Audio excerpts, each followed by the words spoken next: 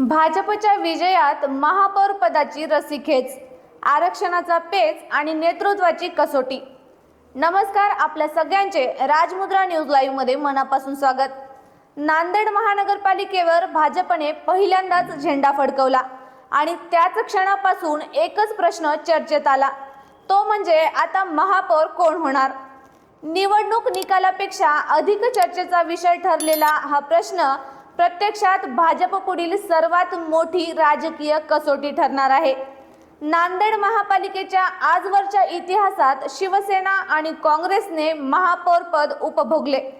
तब्बल 13 वेळा काँग्रेसचे महापौर झाले, मात्र यावेळी खासदार अशोकराव चव्हाण यांच्या नेतृत्वाखाली भाजपने सत्ता हस्तगत करत इतिहास बदलला। परंतु महापौर पदाचे आरक्षण अद्याप जाहीर न झाल्याने उत्सुकता आणखी वाढली आहे। महापौर पद कोणत्या प्रवर्गासाठी राखीव राहील यावरच भाजपचा पुढील चेहरा ठरणार आहे। निरीक्षणानुसार भाजपमध्ये दोन प्रवाह स्पष्टपणे दिसत आहेत।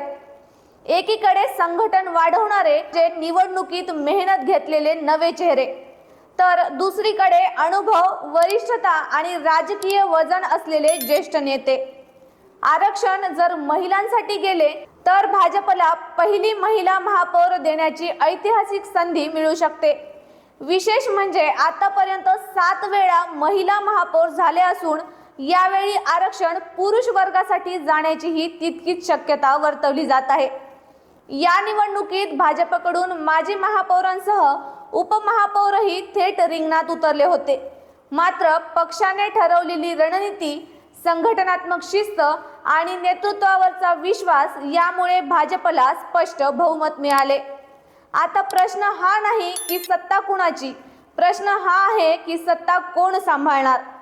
महापौर पदासाठी कोणाला संधी द्यायची हा निर्णय खासदार अशोकराव चव्हाण यांच्यासाठी राजकीय समतोल साधणारा ठरणार आहे। या निर्णयावर भाजपची आगामी महापालिका कारकीर्द किती स्थिर राहील हे ठरणार आहे। नांदेड महापालिकेत भाजपचा प्रवेश हा ऐतिहासिक असला तरी महापौर पदाची निवड ही राजकीय शहाणपणाची परीक्षा आहे।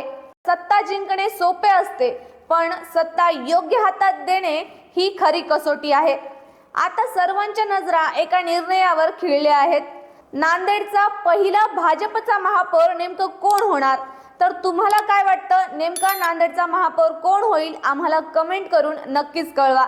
तोपर्यंत पाहत रहा राजमुद्रा न्यूज लाईव्ह। धन्यवाद।